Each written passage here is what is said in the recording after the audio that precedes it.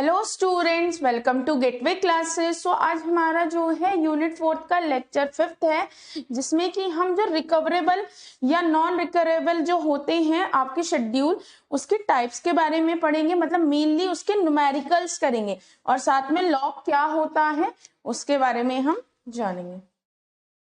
ठीक है। तो आपको ये क्वेश्चन दे रखा है, ये लास्ट लेक्चर वाला ही क्वेश्चन है। इसमें आपको बताना था, ये AKTU का क्वेश्चन आया हुआ है। इस तरह से क्वेश्चन आते हैं आपके, है ना। और आपसे पूछा गया है क्या ये दो शेड्यूल, देखो ये 3 ट्रांजेक्शन्स हैं, T1 T2 T3।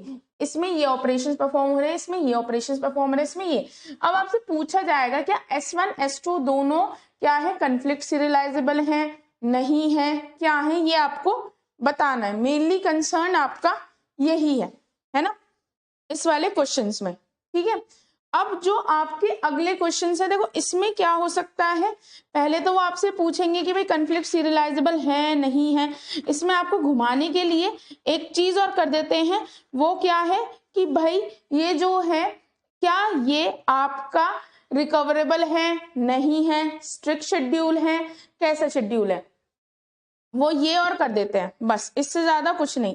और या फिर एक तरह से और आ सकता है कि अगर ये शेड्यूल सीरियलाइजेबल है, यानी कि तो क्या क्या आपके शेड्यूल निकलेंगे। तो सबसे पहले हम क्या करते हैं, S1 के लिए बनाते हैं। ठीक है, S1 के लिए बनाते हैं। आपके क्या है, T1 T2 T3। अब सबसे पहले क्या है, R1 X, फिर क्या है R3 Y, R3 Y के बाद R3 X, R1 X, R3 Y, R3 X, R2 Y, फिर है R2 Z, फिर है W3 Y,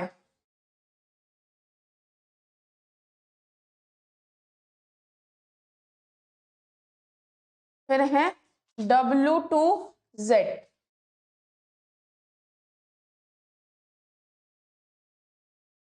फिर है R1 Z,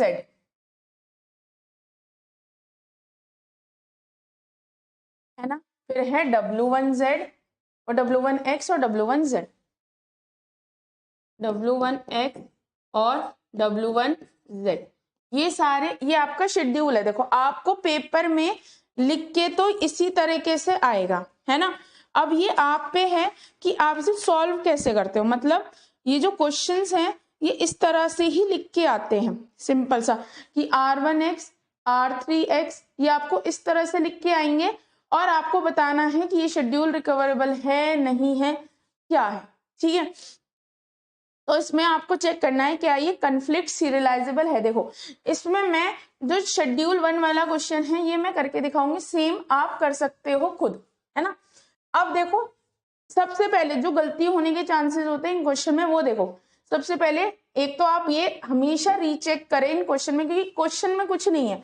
R1X R3Y R3X R2Y R2Z W3Y W2Z R1Z W1X और W1Z, बिल्कुल ये लिखा है। अब इसे लिखना कैसे स्टार्ट करना है, सबसे पहले निकालो कन्फ्लिक्टिंग ऑपरेशन।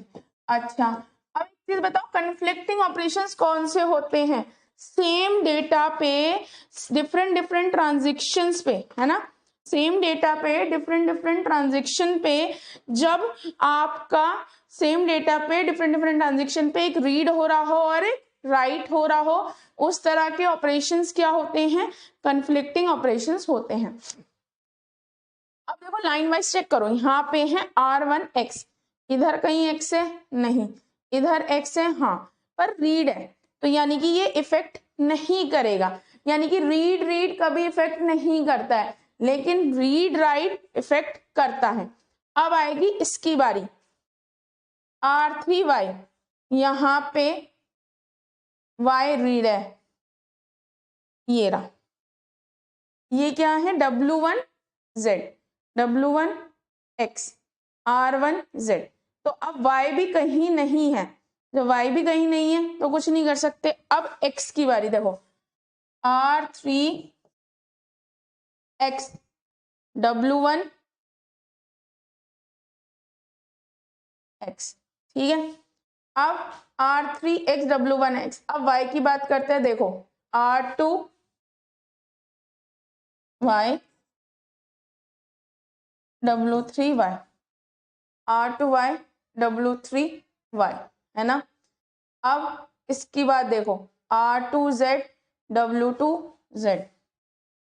देखो अब एक चीज देखो, जब आप ये लिखते हैं और आप कई बार गलती कर देते हैं लिखने में, तो आपको समझ आ गया कि आपने यहाँ पे क्या करा है, गलत किया है। ये क्या आएगा, R2x के बाद R2z यहाँ आ जाएगा। तो देखो इन क्वेश्चंस में गलतियां सबसे जनरली होती हैं, इसलिए इसको आपको ध्यान से ही लिखना है ना, ताकि गलती ना हो। अब क्या है W3, अच्छा हम यहाँ थे ना R2z, तो अब अगर ये था R2y से W3y, अब R2z, दिक्कत तो ये तब भी कर रहा है, देखो R2z W1z, W3y, यहाँ पे कुछ y नहीं है, W2z, तो यहाँ पे लिखो W2z और R1z, है ना। और बस अब आगे कुछ नहीं। तो ये आपके चार क्या हैं, कन्फ्लिक्टिंग ऑपरेशंस आ गए हैं। क्या क्या है, R3x से W1x, R2 आपका R2y से W3y, और R2 आपका क्या गया W2z से R1z, और या फिर R2 से W1z। क्योंकि ये देखो ये दोनों सेम पे ही जा रहे हैं तो कोई इफेक्ट नहीं पड़ेगा, बट आपको सारे ही ऑपरेशंस लिखने होते हैं जितने भी कन्फ्लिक्टिंग आते हैं। फिर सिंपल सा लिखो T3 से T1, T2 से T3, T2 से T1, T2 से T1। रीड राइट से कोई फर्क नहीं पड़ता, पर क्या कन्फ्लिक्टिंग है, मतलब आपको लिखना कैसे होता है, R3 किसको कन्फ्लिक्ट कर रहा है, W1 केस को, R3 W1 के x को, ये इसको, जो जिसको कर रहा होता है बस ऐसे लिखना होता है, यानी कि ऊपर से हम चलते जाते हैं, नीचे की साइड बढ़ना है। तो अब आप देखो इसमें क्या बनेंगे, T3 T1 T2 T3, T3 से T1, T2 से T3, T2 से T1, T2 से T1। अब देखने में तो आपको ये लग रहा होगा कि ये क्या है, एक तरह का साइकिल, पर एक चीज बताओ, T2 से T1 पे पहुंच गए, क्या वापस जाने का रास्ता है, नहीं।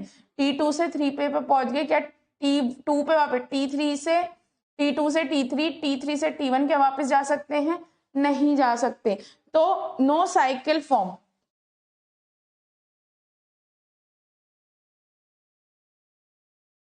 तो ये क्या है आपका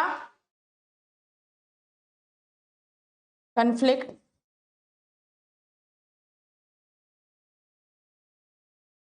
अच्छा और एक चीज बताया था, जो कन्फ्लिक्ट सीरियलाइजेबल होते हैं वो क्या होते हैं, रिकवरेबल होते हैं, है ना। जो कन्फ्लिक्ट सीरियलाइजेबल होते हैं वो रिकवरेबल होते हैं। अब इसमें ये पूछ सकता है, बस एक और क्वेश्चन पूछा जा सकता है कि अगर ये सीरियलाइजेबल है तो क्या पॉसिबिलिटी, यानी कि किस तरीके से ये सीरियल वे में शेड्यूल किया जा सकता है। अब देखो इस पे इनकमिंग एज 2 है, इस पे 1 है और इस पे 0 है। जो सबसे कम इनकमिंग एज है पहले उसे लिखा जाता है। तो सबसे पहले क्या आएगा, सबसे पहले T2 ले लिया, T2 हटाने के बाद जो भी इनकमिंग एज थी वो रिमूव कर देंगे, T1 और T3, यानी कि T3 से इस पे क्या जा रहा है 1 और यहाँ 0, इसके बाद T3 और इसके पास 1। ये एक सीरियल शेड्यूल है।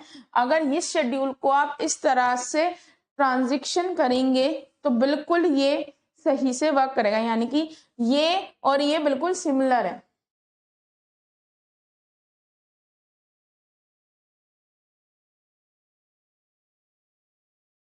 ये इस शेड्यूल की तरह अगर T2, T3, T1 अगर इस तरह से परफॉर्म करेंगे कि पहले T2 परफॉर्म हो फिर T3 परफॉर्म, T1 बिल्कुल सेम ही आंसर आएगा, चाहे ऐसे कर लें या फिर ऐसे कर लें। ठीक है, अब आपका चलो पहले इससे पहले इसका दूसरा पार्ट भी करा देती हूँ।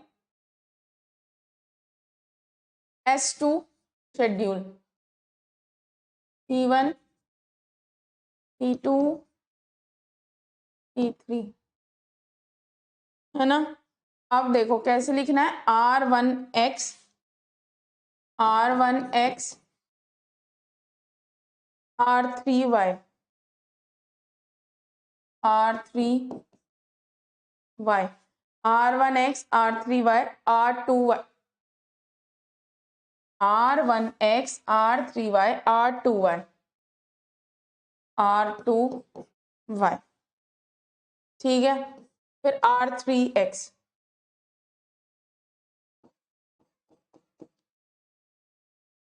फिर है R1Z, R1Z,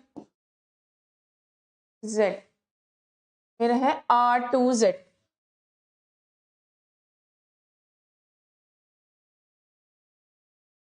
फिर है W3Y, W3Y, W1X,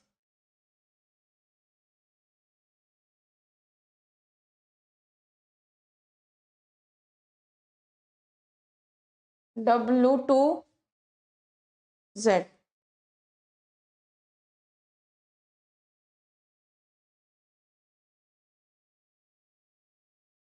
ठीक है, और आया W1। ठीक है, आपको हमेशा ऐसे लिखा हुआ बिल्कुल भी नहीं मिलेगा, आप ये समझो आपको जो मिलेगा 100% जैसे लिखा हुआ है वैसे मिलेगा, यानी कि ये वाले फॉर्म में ऐसे मिलेगा। आपको इसे ना मतलब चेक करना पड़ेगा। ठीक है, एक सेकेंड, इसे है ना, आपको ये चेक करना पड़ेगा कि कैसे होगा। अब चलो, अब इसके बाद सबसे पहले क्या निकालना है, कन्फ्लिक्टिंग ऑपरेशंस क्या है।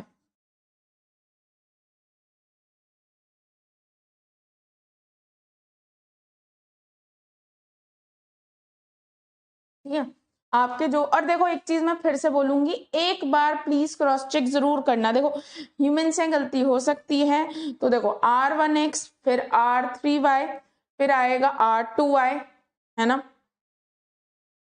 R2Y, फिर है R3X, R3X हो गया, फिर आएगा R1Z, R1Z आ गया, फिर आ गया R2Z, R2Z आ गया, R2Z, W3Y, W3Y, W1X, W2Z, W1X, W2Z और W1Z, ये आपका बन गया। ठीक है, अब इसमें कन्फ्लिक्ट देखो, यहाँ रीड है तो यहाँ पे कहीं राइट दिख रहा है, यहाँ गई राइट।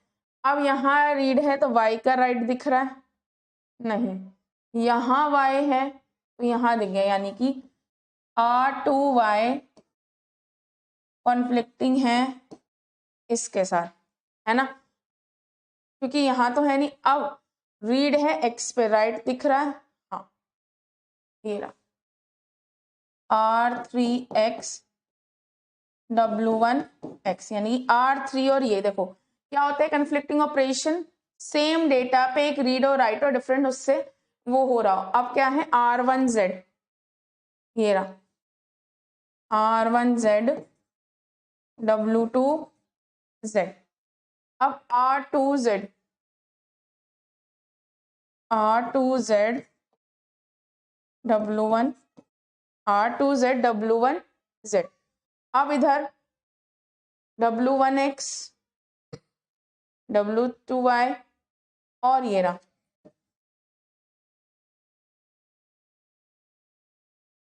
ये सारे क्या आ गए, कन्फ्लिक्टिंग ऑपरेशन। आप लाइन वाइज चेक करते जाएंगे ना तो आपसे कोई भी कन्फ्लिक्टिंग ऑपरेशन नहीं छूटेगा।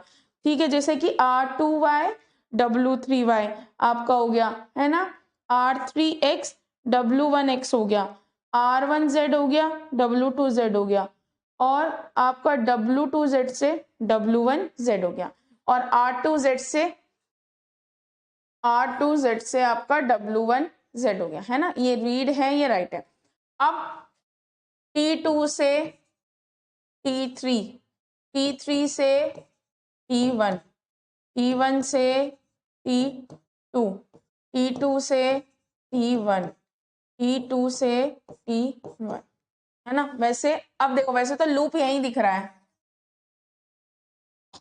है ना। अब देखो T2 से T2, T1, T2, T3, देखो T2 से T3, T3 से T1, T1 से T2, T2 से T1।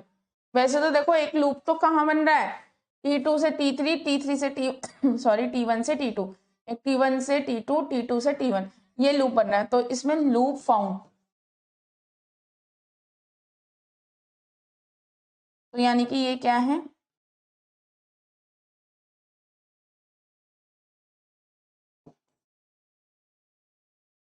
No serial schedule possible.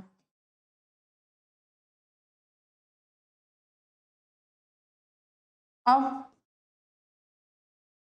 क्या है, अब पूछा जा सकता है रिकवरेबल है या नहीं। अब देखो ये डिपेंड करता है, डिपेंड्स ऑन डर्टी रीड।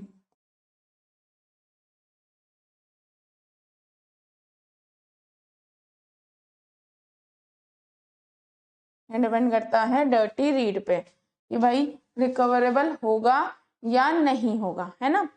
अब एक चीज देखो, रिकवरेबल होगा या नहीं, इस पे देखो R1 ने रीड किया और राइट किया।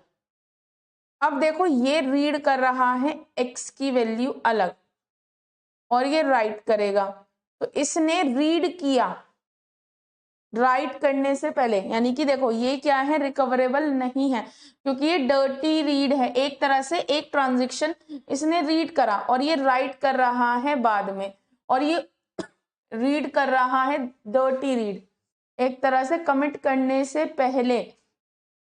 डर्टी रीड वही है यहाँ पे, खैर यहाँ पे इसलिए भी नहीं पता चल सकता क्योंकि यहाँ कमिट नहीं है, तो कैसे पता चले कि कमिट है या नहीं। तो देखो यहाँ पे अगर क्वेश्चन आएंगे, अगले क्वेश्चन में दिखाती हूँ जो आपका क्वेश्चन है ना, देखो यहाँ पे ना कमिट दे रखा है, तो यहाँ तो हम पता लगा सकते हैं, अभी क्वेश्चन करोगे तो आप समझोगे।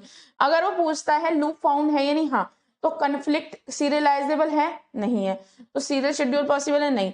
अब क्या ये रिकवरेबल है, देखो अगर ये कन्फ्लिक्ट सीरियलाइजेबल होता तो हम बता देते कि ये रिकवरेबल है, तो मे और मे नॉट भी रिकवरेबल लिख के छोड़ना है, जहां पे मे और मे नॉट भी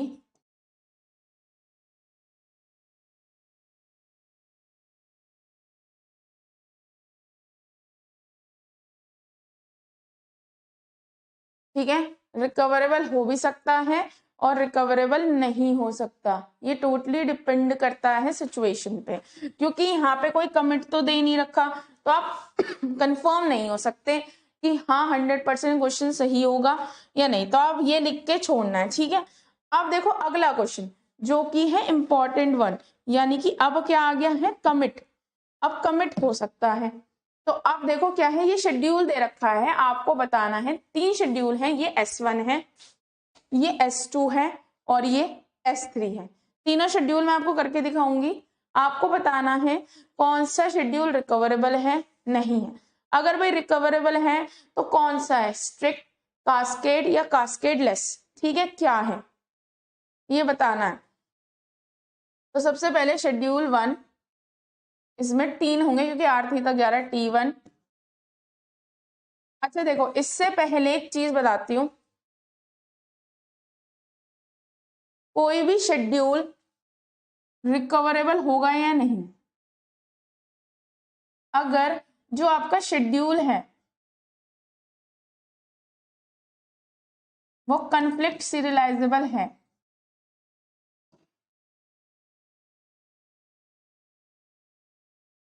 ना। अगर वो है और अगर वो नहीं है, दोनों सिचुएशन है ना। अगर वो है तो वो रिकवरेबल है 100%। वो नहीं है तो चेक करो डर्टी रीड प्रेजेंट है ना। अगर यस, चलो पहले नो का करते हैं, नो। अगर डर्टी रीड प्रेजेंट नहीं है तो रिकवरेबल है। भाई जब डर्टी रीड ही नहीं है तो क्या होगा, रोल बैक की प्रॉब्लम नहीं आएगी, आप रिकवर कर सकते हो। लेकिन अगर डर्टी रीड प्रेजेंट है तो आप चेक करोगे क्या कमिट जिससे रीड किया है आपने, वो कमिट पहले हो रहा है या आफ्टर हो रहा है। यानी कि अगर वो कमिट पहले हो रहा है, जिसने रीड किया है, जैसे सपोज ये है T1, ये है T2, इसने रीड करा, राइट करा, है ना। और रीराइट करने के बाद ये कमिट पहले हो रहा है जिसने रीड करा है, डेटा को कमिट होने से पहले रीड करा है, और ये कमिट पहले हो रहा है इसके कमिट होने से पहले, तो ये रिकवरेबल है। मतलब पॉइंट समझो, जैसे इसने यहाँ पे रीड करा और ये कमिट करके पहले ही चला गया, इससे पहले ये कमिट करके चला गया। जब इससे पहले ये कमिट करके चला गया तो पॉसिबिलिटी है कि ये रोल बैक हो जाए, तो इसने काम गड़बड़ कर दी। तो उस सेंस में अगर ये बाद में, ये पहले कर रहा है, कौन, जिससे डर्टी रीड करा है, या कह सकते हैं फ्रॉम विच ट्रांजेक्शन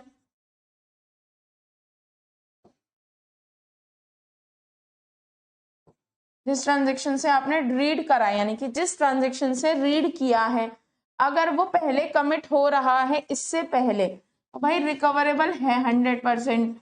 और नहीं किया है, बाद में किया है, यानी कि भाई ये अपना काम करके पहले जा रहा है, कमिट बाद में कर रहा है, तो अगर ये रोल बैक होता है तो ये तो इनवैलिड हो जाएगा, तो क्या है, इररिकवरेबल। ठीक है, अब आते हैं इस पे। ठीक है, T1, T2 और T3 तीनों शेड्यूल लिख दिए। अब R1X, R2Z, R1Z, 1 से पता चल रहा है कि इसका है, 2 से पता चल रहा है ये इसका है, R3X, R3Y, W1X, C1 का मतलब है कमिट हो गया ट्रांजेक्शन 1, फिर W3Y, फिर क्या है C3, यानी कि ये कमिट हो गया है, फिर है R2Y, फिर है W2Z,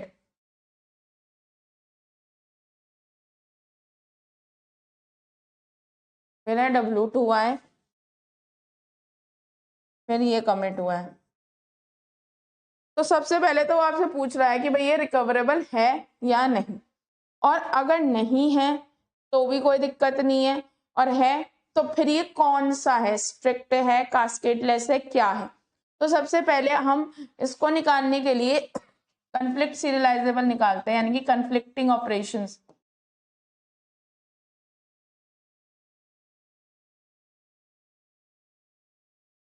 कन्फ्लिक्टिंग ऑपरेशन क्या है, ये रीड है, आर एक्स पे तो राइट है कहीं एक्स पे, राइट है कहीं एक्स पे, ये रीड है तो राइट है जेड पे, नहीं, ये रीड है तो राइट है जेड पे, हाँ, R1Z जो है राइट है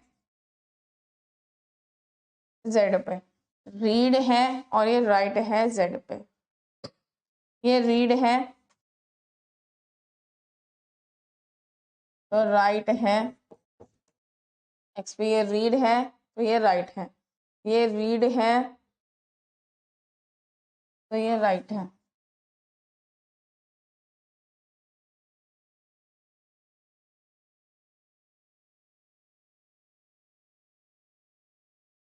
ठीक है, ये रीड है एक्स पे, तो ये राइट है इस पे। ये तो लिख दिया हमने, ये वाई के लिए लिखना था, ठीक है। अब W1x, यहाँ कोई दिक्कत नहीं। अब क्या तो कुछ दिक्कत नहीं है, तो ये आपके जो हैं तीन आपके कन्फ्लिक्टिंग ऑपरेशंस आए। क्या आए? एक तो आया आपका R3x W1x, R3y W, आपका R3y किससे आएगा? W2y से, तो है ना R3y। एक सेकेंड, ये मैंने यहाँ पे गड़बड़ कर दी।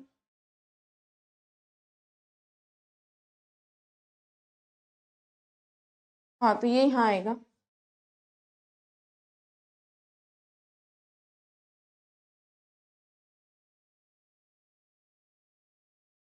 ठीक है ना। R3y आपका क्या आया?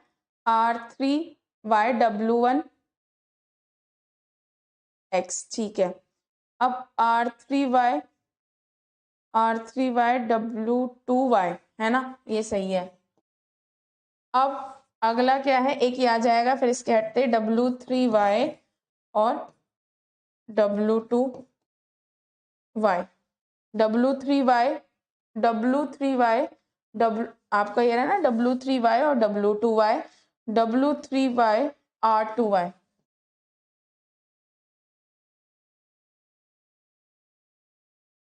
भाई रीड से भी राइट से भी। और Z का क्या है? या R1Z का W2Z, ठीक है। तो ये आपके कन्फ्लिक्टिंग, अब ऐसे ही कितने भी कन्फ्लिक्टिंग ऑपरेशन आ सकते हैं। अगर आप ध्यान से पढ़ेंगे तो आपके जितने भी कन्फ्लिक्टिंग ऑपरेशंस होंगे वो आपको सारे दिख जाएंगे, ठीक है। आपको बस मेन क्या करना है? कन्फ्लिक्टिंग, भाई R1Z से लेकर W2Z, R3X से लेकर W1X, R3Y से लेकर W2Y, W3Y से लेकर आपका W3Y से लेकर R2Y और W2Y, ये सारे कन्फ्लिक्टिंग ऑपरेशन हैं। इसके अलावा आपको कोई भी कन्फ्लिक्टिंग ऑपरेशन, और देखो ये चीज मैं आपको बता रही हूँ 100% जब भी हम ये लिखते हैं तो हम ये कहीं ना कहीं गड़बड़ कर देते हैं। क्या गड़बड़? कि भाई इसको लिखने में गड़बड़ कर दी आपने, R3 R2, इसका ध्यान रखना, क्योंकि ये नॉर्मल इस क्वेश्चन में गड़बड़ यही है। अब यहां लिखने के बाद आप सिंपली T1 से लेकर T2, T3 से लेकर T1, T3 से लेकर T2, T3 से लेकर T2, T3 से लेकर,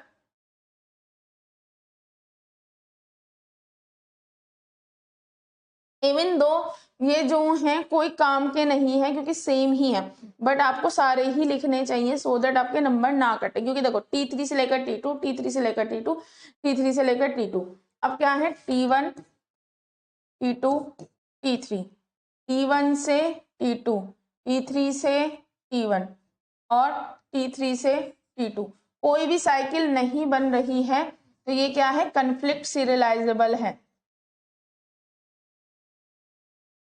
अब ये कन्फ्लिक्ट सीरियलाइजेबल है तो ये रिकवरेबल शेड्यूल है। अब आपसे पूछा जाएगा क्या है ये? स्ट्रिक्ट है या ये क्या है? कास्केडलेस है, क्या है? ठीक है। अब एक चीज देखो, जो आपका T3 है, देखो ये क्या कर रहा है? स्ट्रिक्ट शेड्यूल क्या कहता है? ना रीड ना राइट, कुछ भी अलाउ नहीं है कमिट होने से पहले, ठीक है। अब ये देखो, ये जो है रीड कर, देखो इसने रीड करा x को और ये y में कोई अपडेशन करेगा, और इसने इसके कमिट होने से पहले ही क्या कर दिया? इसमें अपना रीड कर दिया। इवन दो इसने डेटाबेस से रीड किया है, लेकिन अगर ये रोल बैक हुआ और ऐसे समझो इसने रीड करा 10, इसने इसे चेंज कर दिया 20, तो इसने तो वो रीड कर ली वैल्यू जो एक्चुअल में एग्जिस्ट नहीं करती। तो दिस इज प्रॉब्लम, इसने रीड करा पहले, कमिट होने से पहले। यहाँ पे इस तरह से देखना है, देखो याद होगा स्ट्रिक्ट शेड्यूल क्या होते हैं, आपका रीड और राइट कुछ भी हो, जब ये कमिट हो जाएगा तभी आप यहाँ पे कर सकते हैं। रीड या राइट कमिट होने के बाद ही आप कुछ भी कर सकते हैं ना।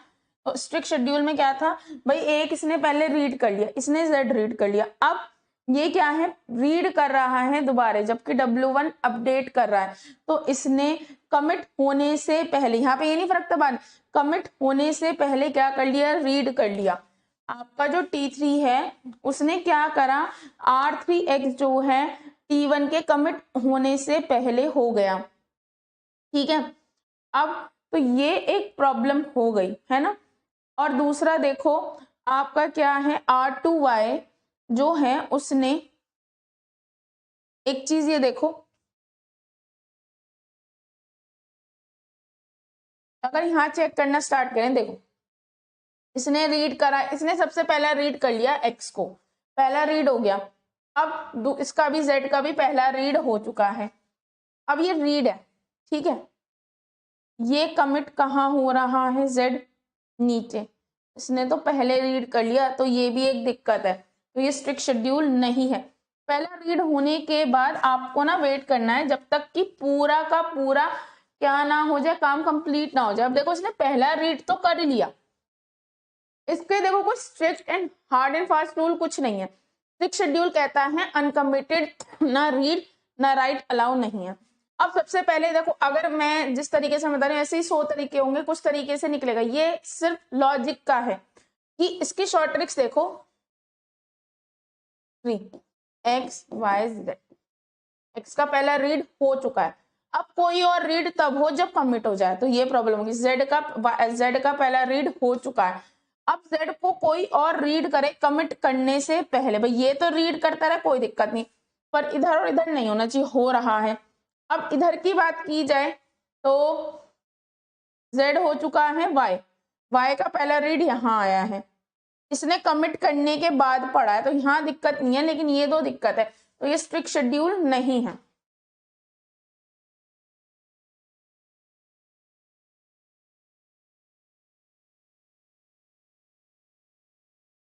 ठीक है, अब क्या है, क्या ये कास्केडलेस है या क्या है, कास्केडेड? ये कास्केडलेस नहीं है, क्योंकि पहला रीड होने के बाद अब भैया ये राइट कर अनकमिटेड रीड कर रहा है, तो ये नॉट अ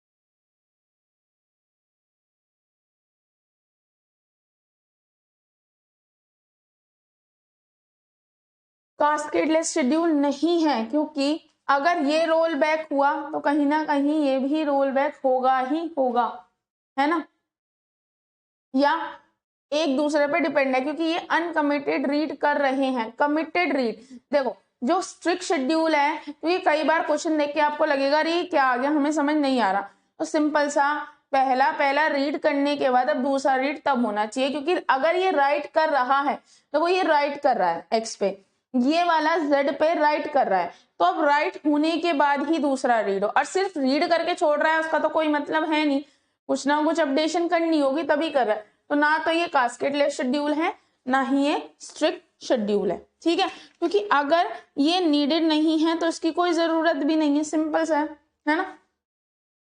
ऐसे ही ये वाला जो तीसरा वाला है, इसे आप खुद करके देखिएगा, सिमिलर है, आप कर सकते हैं आसानी से, कोई दिक्कत की बात नहीं है, ठीक है। तो चलो अब अगला क्वेश्चन, इसमें क्या है, ये भी एक शेड्यूल दे रखा है T1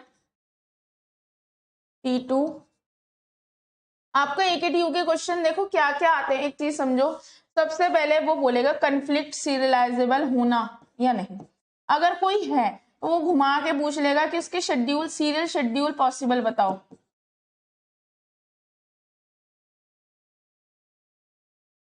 ये करा रखा, परेशान करने के लिए पूछ लेगा रिकवरेबल है या नहीं, भाई अगर कन्फ्लिक्ट है तो रिकवरेबल है ही, है ना, और अगर रिकवरेबल है तो कौन सा है, बस, है ना। और देखो एक क्वेश्चन ये इजी है, आपको कोई ऑप्शन मिले तो कन्फ्लिक्ट सीरियलाइजेबल करना रेदर देन, क्योंकि इसमें आप कंफ्यूज हो सकते हो। अब देखो R1X R2Z R1Z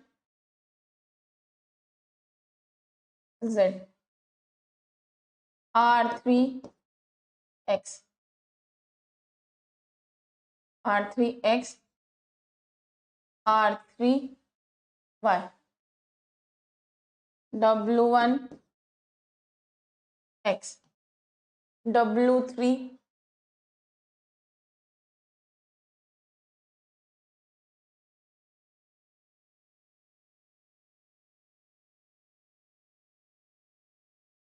R2Y W2Z W2Z W2Y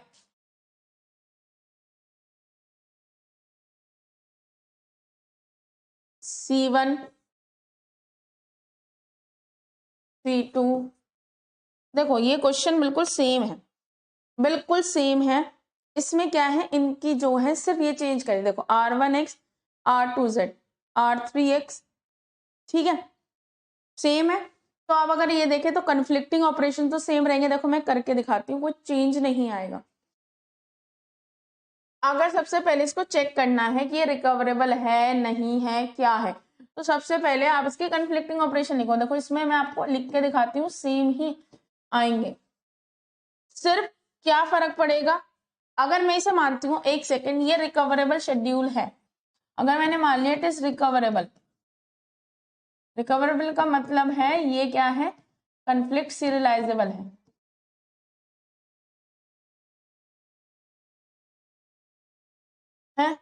तो क्या ये स्ट्रिक्ट है भाई? ये क्या कर रहा है, पहले रीड के बाद ये क्या कर रहा है, रीड कर रहा है। अब एक चीज देखो, सबसे पहले R1X ओ XYZ X का पहला रीड हो चुका है।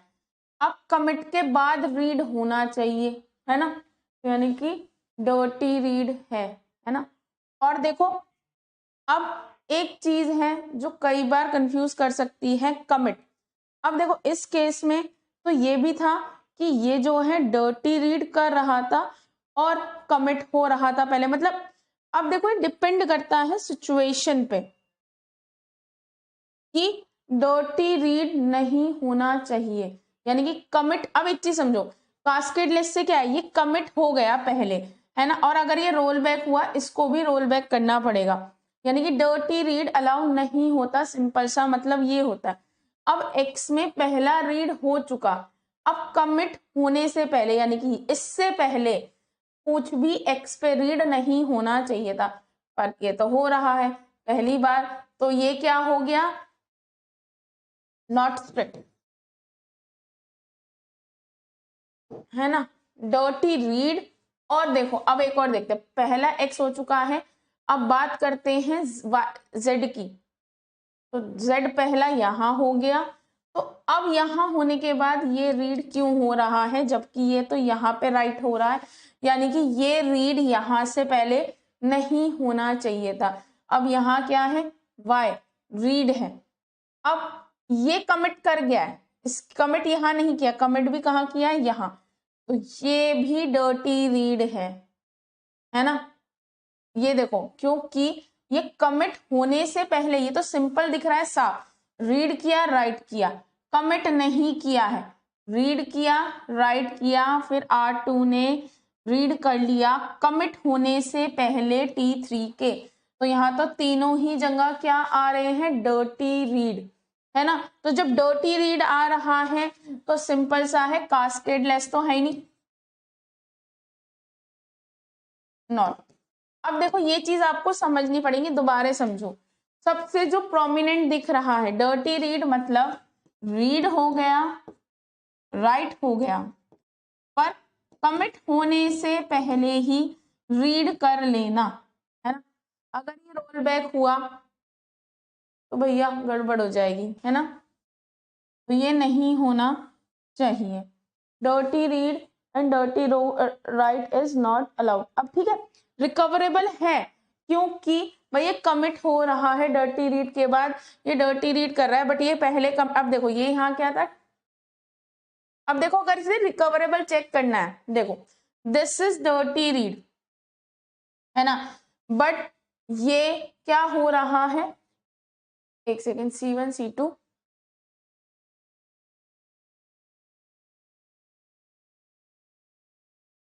ठीक है, ये क्या है, डर्टी रीड है, ठीक है। अब लेकिन हम इसे पहले ही चेक कर चुके हैं। अब देखो आप इसे कई तरीके से चेक कर सकते हो, अगर ये कन्फ्लिक्ट सीरियलाइजेबल है ना, तो आप इसे चेक कर चुके हो कि ये रिकवरेबल है। अब आपको जो मेनली चेक करना है कि स्ट्रिक्ट है या कास्केडलेस नहीं है, तो ये ना स्ट्रिक्ट है ना कास्केडलेस है, कुछ भी नहीं है, ठीक है।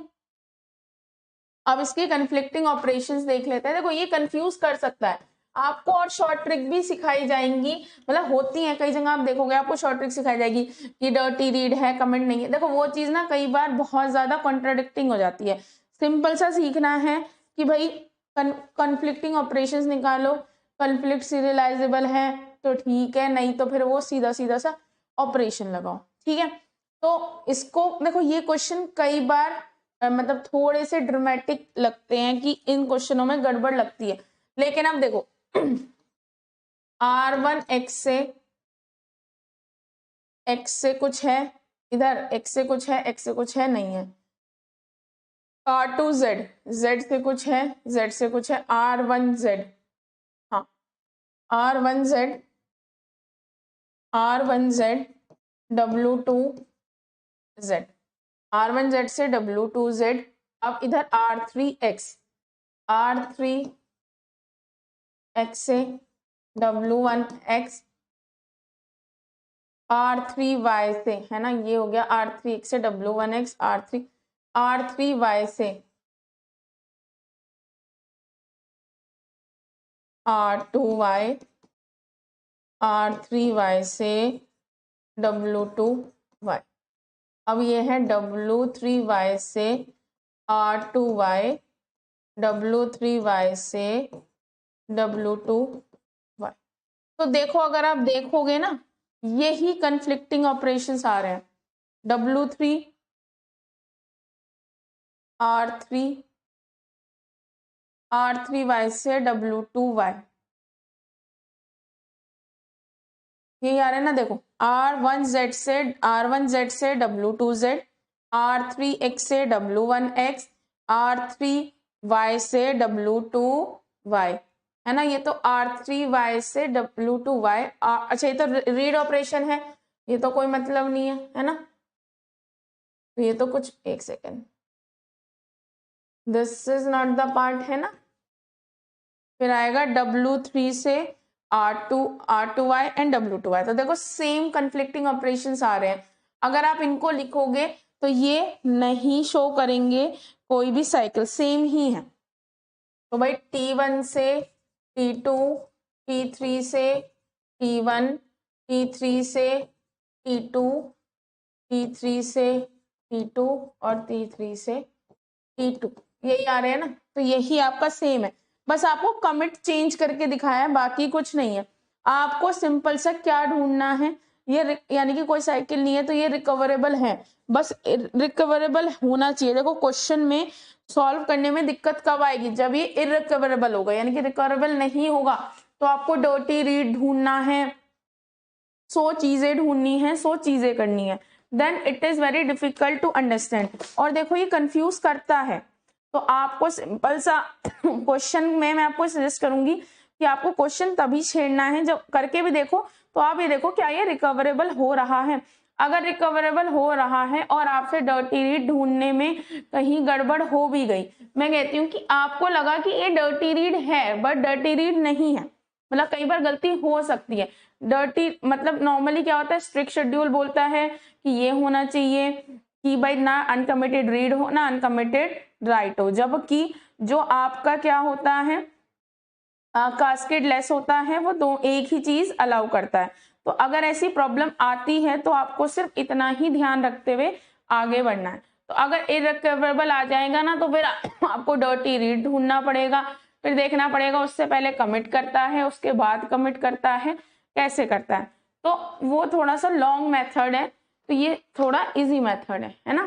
अब ऐसा ही ये क्वेश्चन है, इसको आप बिल्कुल सेम है करके देख सकते हैं, बिल्कुल भी हार्ड नहीं है। इस ये भी ना स्ट्रिक्ट है ना कास्केडलेस है, कुछ भी नहीं है, कास्केडिंग है, यानी कि एक के वो होने से ये जाएगा, ठीक है।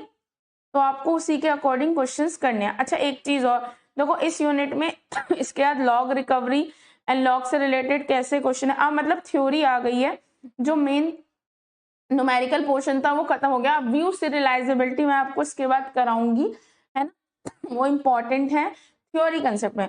अगर न्यूमेरिकल आता है व्यू सीरियलाइजेबिलिटी का तो इग्नोर करना है 100%। उसका रीजन समझो कि ये क्वेश्चन अब भी कंफ्यूज कर देता है कई बार। जैसे अब आप बोलेंगे कि मैम ये कमिट कर रहा है, बट कभी आपको कुछ नहीं देखना, आपको सिर्फ याद रखना है अनकमिटेड रीड और अनकमिटेड राइट है तो स्ट्रिक्ट है, नहीं है मतलब दोनों ही कमिटेड होने चाहिए, चाहे रीड हो चाहे राइट हो, इट मस्ट बी। अब देखो एक चीज और होती है जो कास्केडिंग शेड्यूल होते हैं। कास्केडिंग शेड्यूल क्या कहता है, एक के बॉट होने से दूसरा बॉट हो जाएगा। कास्केडलेस का मतलब है कमिटेड रीड, मतलब एक ट्रांजेक्शन दूसरे ट्रांजेक्शन पे जब रीड कर रहा है तो वो तभी रीड करे जब वो कमिटेड हो, और अनकमिटेड में ना रीड करे। लेकिन अब ये चीज देखो ना, यहाँ क्लियर है, ये कमिट यहाँ कर रहा है और ये कमिट यहाँ कर रहा है, लेकिन रीड ये कर रहा है इसको, है ना, y को रीड कर। अब किसी वजह से ये रोल बैक हो गया, अब जब अनकमिटेड रीड मिल गया सिंगल, तो ये कास्केडलेस तो हो ही नहीं सकता, है ना, ये कास्केडलेस नहीं है ना, सिंपल सा। और दूसरा अनकमिटेड रीड मिल गया और ना ही अनकमिटेड राइट होना चाहिए, पर मुझे तो रीड्स एक देखो, ये अनकमिटेड रीड अनकमिटेड राइट, तो स्ट्रिक्ट नहीं। आप एक चीज समझो, अगर आपको अनकमिटेड रीड मिल गया तो वो कास्केडलेस नहीं है और स्ट्रिक्ट भी नहीं है, क्योंकि स्ट्रिक्ट कहता है ना तो अनकमिटेड रीड हो ना अनकमिटेड राइट हो, ठीक है। अब अच्छा एक चीज और इसमें और देखो, देखो यहां से पहला रीड हो चुका था x, अब दूसरा रीड कैसे हो सकता है जब तक ये राइट ना हो जाए, बस इतना ध्यान रखना है। इसके ये जो है AKTU का क्वेश्चन है आपका, और ये 89 में भी दे रखा है ना, बस इससे ज्यादा डिफिकल्ट कुछ नहीं आता पेपर में। चलो मैं आपको ये भी करा ही देती हूँ। अब देखो मैंने इसमें आपको, देखो आपको एक चीज दिख गई, कन्फ्लिक्टिंग ऑपरेशन से कोई प्रॉब्लम नहीं है, इसको भी बना देता है T1 T2 T3, T1 से T2, T3 से T1, T3 से T2, T3 से T2, T3 से T2, कोई साइकिल नहीं बनी तो कन्फ्लिक्ट सीरियलाइजेबल है, ठीक है। अब इसका T1 T2 T3 है ना, अब इसमें क्या लिखो, R1X R2Z R3X, R1Z R2Y R3Y, W1X, ठीक है, और C1, W2Z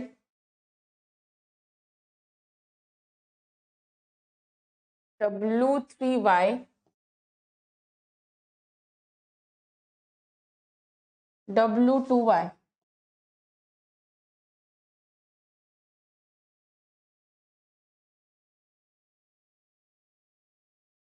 W2Y, फिर हुआ C3 और हुआ C2। अब देखो मैच कर लो, R1X R2Z R3X, R1Z R2Y R3Y, W1X C1, W2Z W3Y W2Y। अब आप कहेंगे मैम इसमें भी सेम, देखो डिपेंड करता है कि ये वैल्यू सेम दे रखी हो। अगर आप यहाँ चेक करेंगे तो दोनों ट्रांजेक्शन सेम है, R1X R2। अब देखो अगर ये ट्रांजेक्शन सेम होंगी सारी एक एक, तो सेम ही कन्फ्लिक्टिंग ऑपरेशन आएंगे, वरना डिफरेंट आएंगे। तो अब इसके कन्फ्लिक्टिंग ऑपरेशंस लिखते हैं।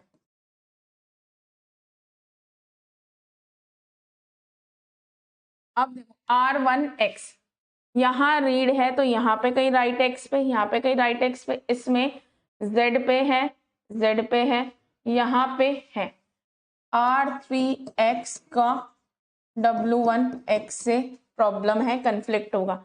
यहाँ रीड है तो ये रहा R1Z का W2Z के साथ है, और कहीं दिक्कत नहीं है। ये Y है तो इधर R2Y का W3Y से दिक्कत है।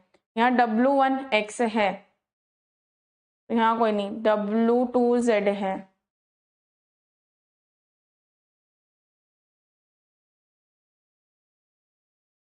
W3Y। अब ये देखो ये अलग दे रखा है, थोड़ा सा डिफरेंट है ना।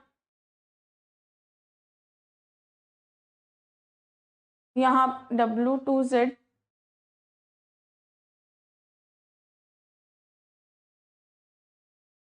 अब क्या क्या सेम आ गया देखो, R3X W1X सेम आया बिल्कुल। फिर अगला देखो क्या है, R1Z का किसके साथ, W2Z, R1Z का W2Z, हाँ ये रह गया हमारा R1Z का W2Z, ये हो गया सेम। अब क्या आया, R3Y WR3, अगला क्या है R3Y का ये R3Y है का W2 हो,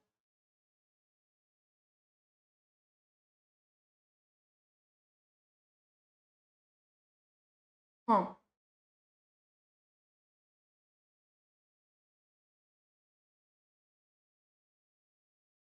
R1Z का W2Z, R1Z का W2Z, ये 2 बार लिख दिया मैंने, तो इसे हटा दो। ये दोनों रिपीट में लिख दिया, यानी कि ये वाला तो लिखा हुआ ही था हमारा, है ना। तो हमारा R3X से W1X हो गया,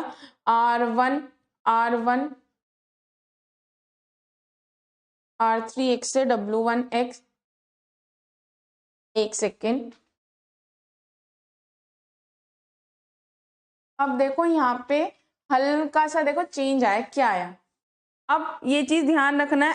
देखो यहाँ पे जो है सीरीज चेंज होने से आंसर चेंज हो सकता है। जैसे कि आपने देखा R1X है तो यहाँ पे कुछ नहीं है, जब R2Z की बात आई तो भी कुछ नहीं है। R3X पे आपको क्या मिला, W1Z, ठीक है। R1Z पे आपको क्या मिला, W2Z, ठीक है। अब आती है R2Y की बारी, R2Y से W3Y, R2Y से क्या हो गया, W3Y। अब R3Y से W2Y, और W1X से कुछ नहीं, W2Z से कुछ नहीं, W3Y से W2Y, यानी कि हल्का सा चेंज आया। देखो ये चीज ध्यान रखने की है, जैसे आपने सीरीज चेंज करी थोड़ा सा चेंज आ गया, तो यानी कि T3 से T1, T1 से T2, T3 से T2, T3 से T2, और देखो इतना करते ही यहाँ पे ये साइकिल चेंज हो गई, है ना। अब देखो T3, T1, T2, T3 से T1, T1 से T2, T3 से T2, और T2 से T3, ये क्या बन गया, आपकी साइकिल बन गई, है ना। आपने हल्का सा चेंज किया और आपकी क्या बन गई, साइकिल। और वो साइकिल किसकी वजह से बनी है, ये जो आ रहा है ना R2 से W3, पर जब पहले वाले केस में देखो R2 कहाँ था, नीचे था, R2 नीचे था तो कोई दिक्कत नहीं थी, लेकिन अब यहाँ आ गया तो ये कॉन्फ्लिक्ट सीरियलाइजेबल है नहीं।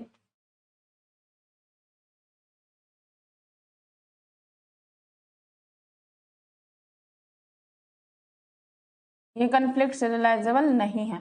अब रिकवरेबल हो भी सकता है, नहीं भी हो सकता। अब देखो यहाँ सीखो, अब ये कॉन्फ्लिक्ट सीरियलाइजेबल नहीं है, कैसे कंफर्म हुआ भाई? ये जो है प्रॉब्लम किसने करी, देखो T3 से T1 ने कोई दिक्कत नहीं करी, T1 से T2 ने दिक्कत नहीं करी, पर ये जो T3 से T2 और T2 से जो T3 जा रहा है, यानी कि जब ये नीचे की साइड था, इस वाले केस में देखो ये क्या नीचे की साइड था, तो T3 से T2, T3 से T2 जा रहा था, लेकिन अब T2 से T3 आ गया तो ये कॉन्फ्लिक्ट सीरियलाइजेबल नहीं रहा। तो अब ये रिकवरेबल है या नहीं? अच्छा, रिकवरेबल है या नहीं, इसके लिए इसमें देखो डर्टी रीड है या नहीं।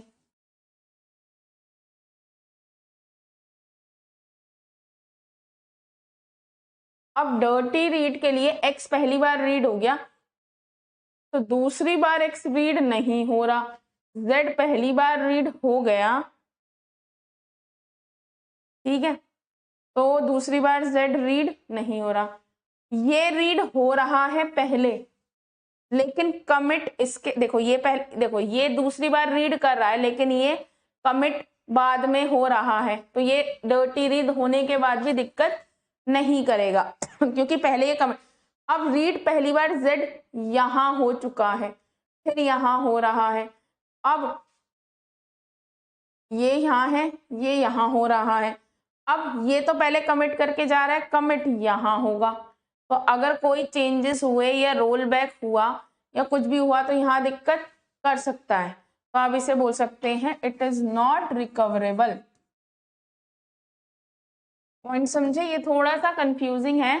देखो इसने रीड करा यहाँ पे, अब रीड करने का नीचे जाएगा, देखो कुछ इसे रिकवरेबल भी बता देंगे एक को देख के कि भाई हाँ ये रिकवरेबल है, लेकिन आपको पूरा देखते जाना है। इरिकवरेबल का मतलब है अगर आपकी डर्टी रीड है, भाई देखो इसने z पहले यहाँ रीड हो गया, फिर यहाँ रीड हुआ, अब डर्टी रीड हो चुका है, अब देखो जो कमिट है कौन कर रहा है, ये पहले कर रहा है, तो यानी कि इसे रिकवर नहीं कर सकते, है ना, और ये बाद में हो रहा है ना, तो ये दिक्कत की बात है। अगर जैसे इस केस में था, इसने क्या करा था इसने रीड करा था इसके कमिट होने से पहले, तो भैया ये कोई दिक्कत नहीं था क्योंकि कमिट ये यहाँ पे हो रहा है, ये यहाँ पे, अगर ये रोल बैक भी हुआ तो भी कोई दिक्कत नहीं है, और बाद में हुआ तो भी कोई दिक्कत नहीं। अब इस चीज को आप ऐसे सोच सकते हैं, मैम ये तो रीड, ये वाला जो रीड है ये तो डेटाबेस से रीड कर रहा है, अब देखो अंदर कैलकुलेशंस क्या है, क्या पता यहाँ पे कुछ कैलकुलेशन हो रही हो, यानी कि z को रीड कर दिया, अब यहाँ पे उसने कोई चेंजेस कर दिया हो, है ना, या उसने कुछ भी करा हो, हमें सारी कैलकुलेशंस तो नहीं पता, तो हम बस एक हिट एंड ट्रायल लेते हैं। तो देखो ये आपको थोड़ा सा मतलब लॉजिक परेशान कई बार कर देता है, तो मेरी सजेशन यही होगी don't go for these question. मतलब आप अगर सिंपल क्वेश्चन आता है कॉन्फ्लिक्ट सीरियलाइजेबल है या नहीं, रिकवरेबल है या नहीं, तो डेफिनेटली गो, है ना, क्योंकि स्ट्रिक्ट का या नॉट स्ट्रिक्ट का कोई कंफर्म या कोई ऐसे कुछ नहीं है कि बहुत ज्यादा कंफर्म कुछ भी हो, है ना, तो इसलिए ये दिक्कत है ना, क्योंकि इसका कोई हिट एंड ट्रायल मेथड नहीं है। कई बार आप इस चीज को देखो, कुछ लोग इस चीज को ऐसे लेंगे मैम ये वाला रीड करा, ये रीड करा, अब ये जो रीड हो रहा है इसके बीच में तो कोई राइट ही नहीं है, तो ये तो डेटाबेस वाला ही रीड है, बट एक्चुअली हम सिंपल सा क्या देखते हैं, अनकमिटेड रीड नहीं होना चाहिए, क्योंकि हम बीच की कैलकुलेशंस या मैनिपुलेशंस हटा देते हैं, है ना, तो इसलिए सिंपल सा है, अगर ये क्वेश्चंस आपके आए तो तभी करना व्हेन यू आर श्योर कि हाँ ठीक है, अदरवाइज हमेशा ऑप्शन में ऑप्शन आएगा कोई ना कोई, गो फॉर दीज ऑप्शंस, ठीक है। ये क्वेश्चन AKTU में आया हुआ था तो भाई मेरा था एक बार करा दूं, है ना, ये वाले इजी हैं क्वेश्चन, ये जो कन्फ्लिक्टिंग ऑपरेशंस वाले हैं ये तो इजी हैं, इसमें तो कन्फ्लिक्टिंग ऑपरेशन निकालो, कन्फ्लिक्टिंग है तो सीरियलाइजेबल है, नहीं तो नहीं है, यहां तक भी कोई दिक्कत नहीं है अगर वो रिकवरेबल है।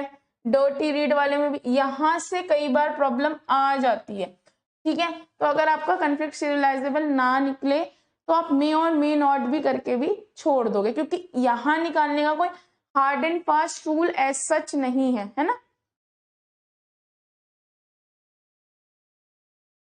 अब अगला आता है आपका लॉग। लॉग बेस्ड रिकवरी क्या होती है? हाँ, आपका जो है व्यू सीरियलाइजेबिलिटी इसमें अभी बची है, वो मैं आपको कराऊंगी, ठीक है। जो एटॉमिसिटी होती है डीबीएमएस की, वो ये बोलती है या तो सारे ऑपरेशन परफॉर्म हो या कुछ भी ना हो, यानी कि जो मॉडिफिकेशन हो वो या तो सारा हो या सारा का सारा डेटा अबॉर्ट हो जाए। The modification done by an aborted transaction, जब अबॉर्ट होता है तो कुछ मॉडिफिकेशन डेटाबेस में हो जाते हैं और कुछ रह जाते हैं। अबॉर्ट होते हैं तो जो पुराना डेटा है वो ही वापस उठ के आना होता है। तो एटॉमिसिटी का जो गोल है उसको अचीव करने के लिए आपको एक स्टेबल स्टोरेज चाहिए, ताकि आप जो भी मॉडिफिकेशन करें या मॉडिफिकेशन से पहले का जो डेटा हो या मॉडिफिकेशन के बीच का जो भी डेटा हो फाइनल अपडेशन से पहले वो स्टोर रहे। अगर रोल बैक हो तो आप जो है पुरानी वैल्यू पे पहुंच सके, ठीक है। अब ये जो स्टेबल डेटा में आप जो भी डेटा को स्टोर करते हैं, ये इंफॉर्मेशन आपको इंश्योर करती है कि जितनी भी मॉडिफिकेशन परफॉर्म हुई है कमिटेड ट्रांजेक्शन के थ्रू, है ना, वो रिफ्लेक्ट होगी डेटाबेस में परमानेंटली। और जो भी अबॉर्टेड ट्रांजेक्शन के थ्रू मॉडिफिकेशन हुई है वो जो है रिफ्लेक्ट नहीं होंगी, वो वापस रोल बैक होके पुराने उसमें आ जाएंगी। यही इसमें लिखा हुआ है, the information can help us to ensure that all the modification performed by the committed transaction, जो भी committed transaction के थ्रू होते हैं वो डेटाबेस में रिफ्लेक्ट होती हैं। और ये आपको इंश्योर करता है कोई भी मॉडिफिकेशन जो डेटाबेस में आपके जो है बॉटेड ट्रांजेक्शन के थ्रू हुई है वो विजिबल नहीं रहेगी। तो लॉग क्या होता है? लॉग एक स्टेबल स्टोरेज है जो इन सब चीजों में मदद करता है। लॉग क्या होता है? सीक्वेंस ऑफ लॉग रिकॉर्ड होता है। ये क्या करता है? सारी अपडेटेड एक्टिविटीज का रिकॉर्ड रखता है। In a stable storage the log for each transaction are maintain. हर एक ट्रांजेक्शन का एक एक छोटी से छोटी ट्रांजेक्शन का जो लॉग होता है वो मेंटेन रहता है। कोई भी ऑपरेशन जो परफॉर्म किया जाता है डेटाबेस में उसका रिकॉर्ड लॉग में जरूर ही होता है। कोई भी मॉडिफिकेशन करने से पहले आप लॉग में पुराना डेटा रखते हो और फिर जो भी अपडेशन करते हो वो उसमें रहती हैं। जैसे कि अब आपने कोई मॉडिफिकेशन किया तो हर बार लॉग जो है अपडेट होता रहेगा। एक अपडेटेड लॉग में क्या क्या फील्ड्स होती हैं? TI, XJ, V1 and V2। अब टी क्या होती है? Transaction identifier. एक यूनिक आइडेंटिफायर होता है, जैसे T1 transaction, T2 transaction, T3। Data item ये यूनिक आइडेंटिफायर होता है। डेटा आइटम जो कि लिखा जिस पे लिख रहे हो आप या कुछ भी चेंज कर रहे हो, मतलब X पे चेंज कर रहे हो, Y पे चेंज कर रहे हो, जिस पे भी आप चेंज कर रहे हो। ओल्ड वैल्यू यानी कि सपोज X एक वेरिएबल है जिसको मैं चेंज कर रही हूँ तो उसकी ओल्ड वैल्यू पहले 10 थी और X की चेंज होके करंट वैल्यू क्या हो गई? 20। ये ओल्ड वैल्यू न्यू वैल्यू वो होती है, ठीक है। किसी वजह से अगर बीच वजह से या सर्वर इशू की वजह से अगर डेटा लॉस हो जाता है तो हम पुरानी वैल्यू को लिख सकते हैं, है ना।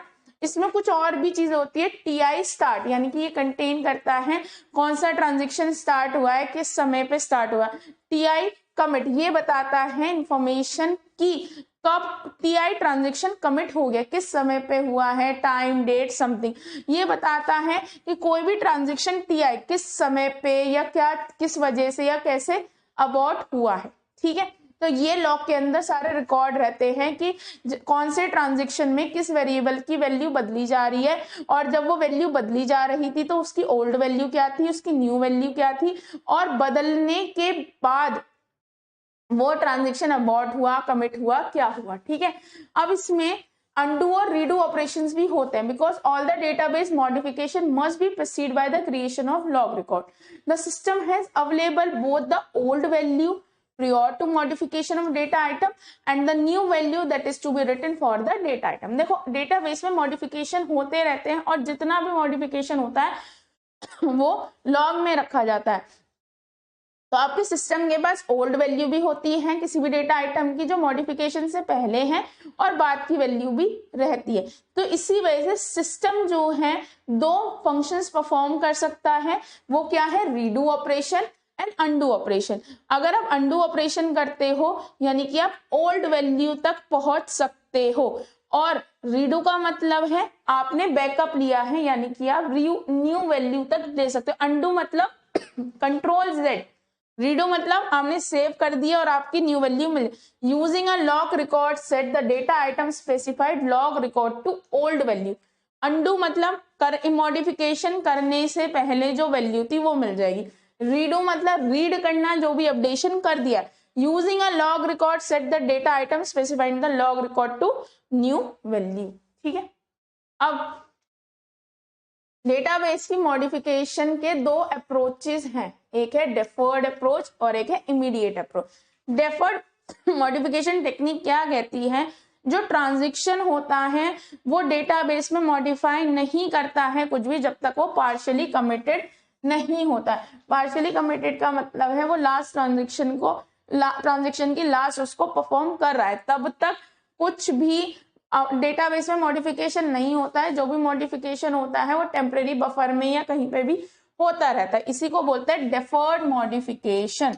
इमीडिएट का मतलब है एक ट्रांजेक्शन के अंदर जितने भी ऑपरेशन है, जब ट्रांजेक्शन चल रही है, जैसे कि 1 2 3 4, दूसरी लाइन में कोई चेंज हुआ साथ साथ डेटा बन, तीसरी लाइन में चेंज हुआ साथ साथ, मतलब आप जो है लाइव होके चेंजेस करते हैं। लाइव होके मतलब साथ साथ जब ऑपरेशन चल रहे हैं, इमीडिएट तभी के तभी जो है मॉडिफिकेशंस हो जाते हैं, उसको हम बोलते हैं इमीडिएट मॉडिफिकेशन टेक्निक।